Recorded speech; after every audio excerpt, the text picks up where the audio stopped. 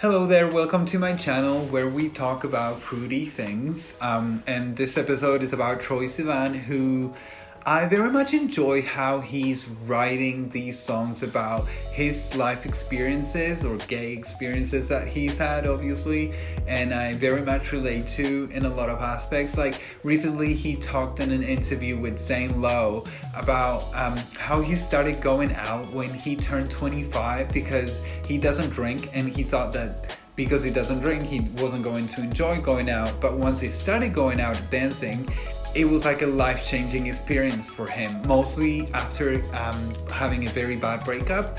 I don't know, he just like went out, like closed his eyes and like really enjoyed the music and being with friends. And I can really relate to that to a spiritual level, basically, because when I turned 21, I went out for the first time with friends to gay clubs, being somewhere where there was no judgment. I could move however I wanted and feeling like I really belonged there with that group of people in that nightclub. It's crazy how that was so key for my coming out experience, really. Like you would think it's just like, oh, my friends hugging me and telling me that everything's gonna be okay and they accept me, or my family, and it's like, it's not. It's just going out with friends. The one downside to this is that I really wish I could go back. Like I feel like that was my peak happiness, euphoria time, and I will never be able to go back. So about this song, One of Your Girls, from what I've read on the interwebs and what I've watched on YouTube, Troye had a very rough breakup in 2019.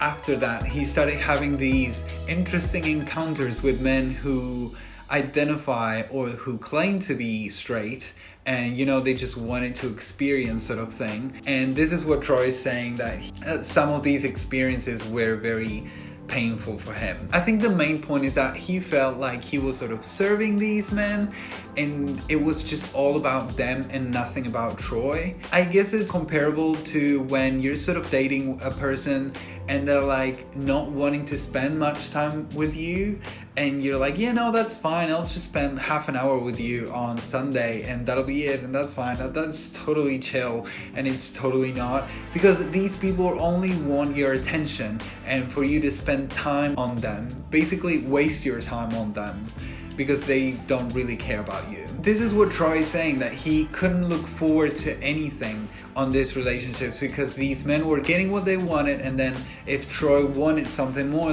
these men were just not interested and were like, whoa, I'm straight, I don't know what idea you got from this. And then Troye would feel empty and vulnerable. So let's get into the lyrics, because I feel like we're gonna understand more about the meaning of the song as we go through them. So the chorus says, give me a call if you ever get lonely, I'll be like one of your girls. Give me a call if you ever get desperate, I'll be like one of your girls. These lyrics obviously reflect the point that I just made about him doing and being everything that these other men wanted. But also Troye said in an interview with Zach Sang that the second part of this lyrics, where he says, if you're desperate, call me, that sort of talks about how these men saw him, how he was like the last resort. If they couldn't find anyone else to get the job done, just call this gay guy Troye, who would get the job done.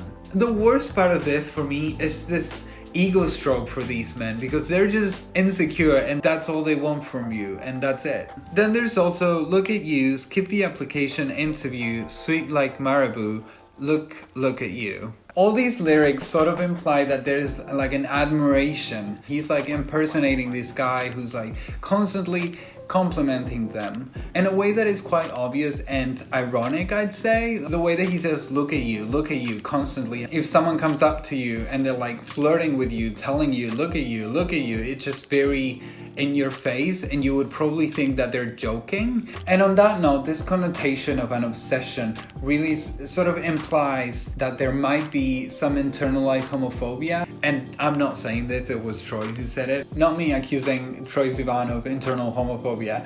What he was saying is that he was throwing himself to these guys that possibly would have bullied him in high school, and now he's like getting attention from them, which might feel good, getting the validation from people who potentially could hate you. But that's the thing, you're being disrespectful to yourself, and you're sacrificing your self-worth to get the attention from the wrong people. But definitely my favorite lyrics are, face guard, no cash, no credit.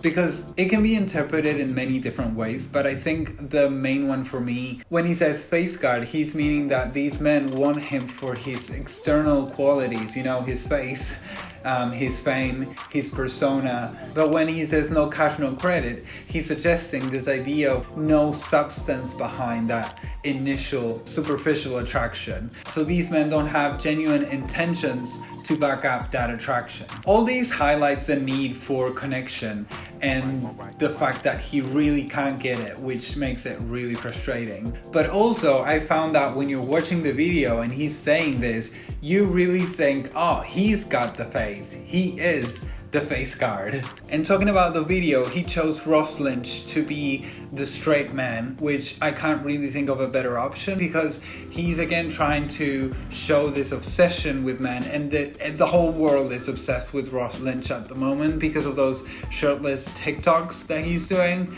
and all the thirst comments that he's getting, which just makes a lot of sense. And then to represent the idea that he was trying to be and do whatever these people wanted him to do, he made like a pop star version of himself. So some people are saying that Troye didn't do drag in the video because it's not really camp or a parody, like it's lacking those aspects of drag. But I think there is some elements of a parody and irony, so I'm not really sure. You let me know in the comments what you think. And I love how at the end we see this diva crying because it's showing the cracks, right? It's showing the vulnerability, the aftermath of these encounters. You know, you can see the red eyes. I think it looks really genuine, really felt.